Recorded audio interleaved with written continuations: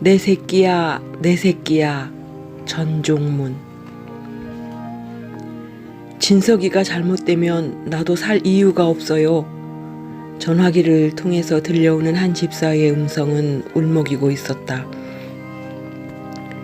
밑도 끝도 없는 말에 나는 아니 왜요? 무슨 일이 있어요? 하고 다급하게 물었고 한 집사는 아들이 지금 병원 중환자실에 입원했다고 했다. 응급실도 아니고 중환자실이라니 직감적으로 보통 일이 아니구나 하는 생각과 함께 걱정이 앞섰다. 췌장이 녹았다고 했다. 암은 아닌데 염증으로 녹아내려서 병원에서는 검사 결과 오래 갈 것 같지 않다고 했다는 것이었다.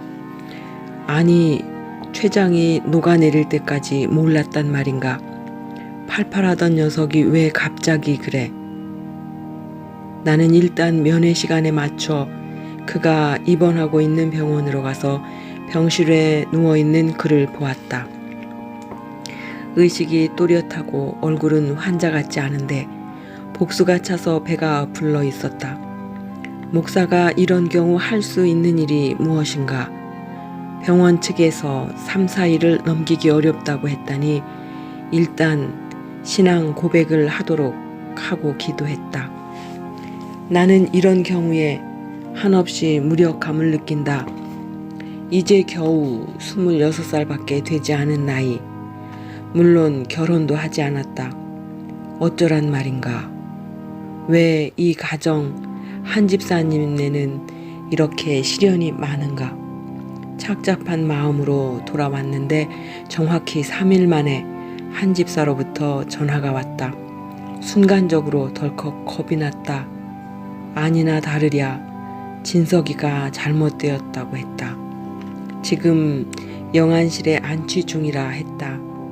너무 급작히 일어난 일이라서인지 아니면 체념한 상태라서인지 지난번에 첫 사실을 알릴 때보다 오히려 침착했다. 한 집사는 울지도 않았다. 한 집사는 왜 이리 시련이 많은가? 남편이 수년째 암투병을 하고 있다.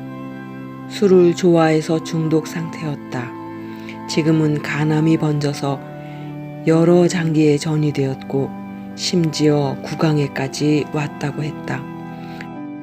그래도 술을 끊지 못했다. 상식적으로 생각해도 술이 암 치료에 얼마나 방해가 되겠는가. 그래서 알코올 중독자 치료시설로 입원도 시켰지만 병원 측에서 손을 내저었다. 수용할 수 없으니 제발 데려가 달라고 해서 데려올 수밖에 없었다. 자신이 어떤 상태에 있다는 것을 알고 있으면서도 술을 안 마시면 폭력을 휘두르기 때문에 가족은 차라리 술을 사다가 대기해 놓아야 할 형편이었다. 이런 경우 병 치료 문제는 나중 일이었다. 솔직히 말해서 이런 상태라면 벌써 생명이 끝날 수도 있었을 터인데 그의 명은 길었다. 그런데다 하나밖에 없는 아들이 곱게 자라주지를 않았다. 엄마의 마음을 가끔씩 들쑤셔 놓았다. 아이의 심성이 악하다고 볼 수는 없었다. 적어도 내가 곁에서 관찰한 결과는 의지가 박약할 뿐 자진해서 악행을 할 녀석은 못 되는 것 같았다. 그런데 학교를 다니기를 싫어해서 겨우 고등학교를 나왔다. 그러자니 그의 어머니는 한동안 얼마나 애를 태웠겠는가. 학교를 나와서 여러 군데로 아르바이트를 한다고 다녔는데 그때 허리를 다쳤는지 군대를 갈 수 없을 정도가 되었다. 그럼에도 억지를 부려 군에 입대를 했다. 어떤 아이들은 군대에 가기를 싫어해 이유를 만들어 기피도 하는 판국인데 이 녀석은 억지로라도 군대에 가겠다고 부모 몰래 지원을 한 것이었다.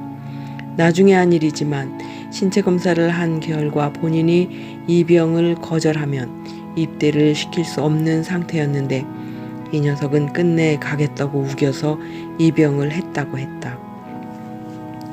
그때도 나는 우울해하는 한 집사를 위로했다. 젊은 아이들은 환경에 따라 여러 번 바뀌는 것이니까 기도하면서 조금만 더 참자고 했다. 자원에서 입대도 했고 남자가 군대를 갔다 오면 정신이 들어올 터이니 두고 보자고 했다. 그런데 이 녀석이 군 생활도 수월하게 하지 못했다. 한 번은 병영을 이탈했다가 잡혀서 하마터면 탈영병이 될 뻔도 했다. 막상 병영을 빠져나왔는데 갈 데도 없고 두려워서 나무숲에 숨어 있다가 잡혔다고 했다. 그러나 그의 성품을 아는 부대장이 관용을 베풀어 없었던 일로 하고 제대까지 했다. 그리고 1년이 못 되어 군대 갔다 오면 정신을 가다듬고 가정의 보탬이 되리라고 믿었던 기대를 저버리고 정말 사고다운 사고를 저지르고 말았다. 어느 날 그날도 내게 걸려온 한 집사의 목소리는 힘이 없었다. 역시 밑도 끝도 없이 진석이가 잡혀 들어갔다고 했다. 왜 그랬습니까? 하고 물었더니 술 마시고 술김에 세워놓은 남의 차를 타고 가다가 몇 미터도 못 가서 다른 차를 치는 사고를 냈다는 것이었다. 무면허 운전에 음주 운전에 남의 차 탈취에 거기에다 교통사고, 도대체 하나의 사고에 걸린 죄명이 몇 가지란 말인가.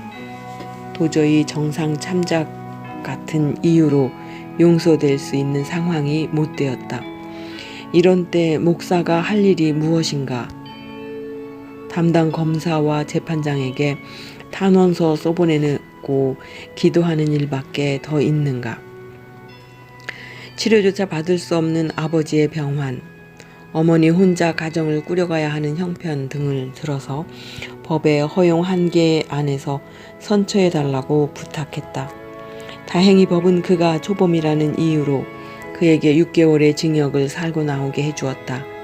그리고 2달도 채 못 되어 이 슬픔을 당한 것이다.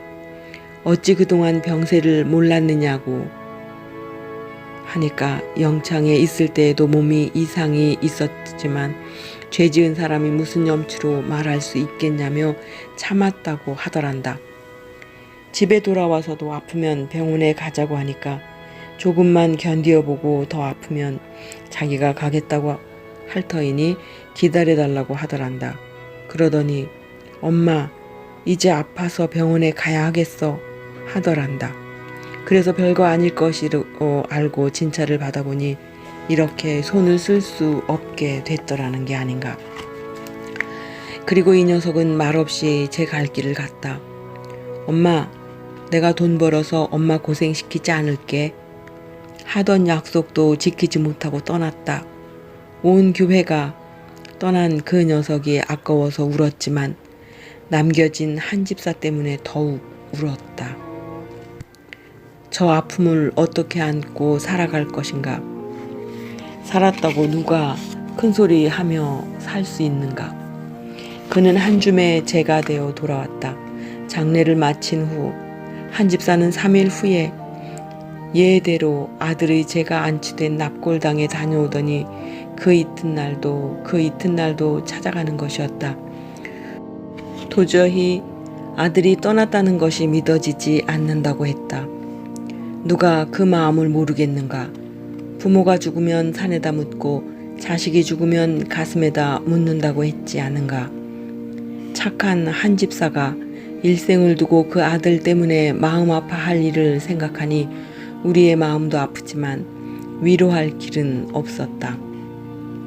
이제 아들한테 그만 가시고 마음 단단히 하세요. 나는 그렇게 말했다. 이것이 무슨 위로인가? 그러나 나는 안다. 우리의 약함을 아시는 하나님은 한 집사의 마음을 강하게 붙들어 주실 것이고 한 집사의 신앙은 하나님의 위로에 자신을 온전히 맡기고 장차 위로의 하나님을 찬양하며 살아가게 될 것이란 사실을. 그렇다. 절망스러운 환경 속에서도 한 집사는 소망으로 주신 하나님 나라를 바라볼 것이다.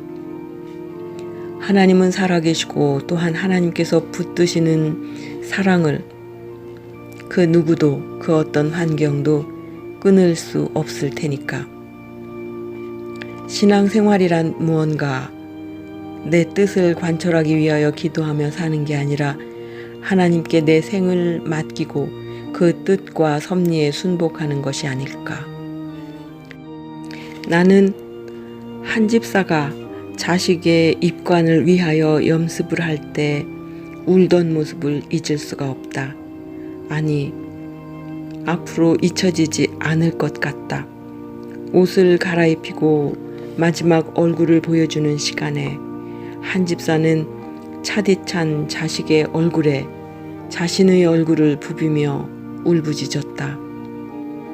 내 새끼야, 내 새끼야.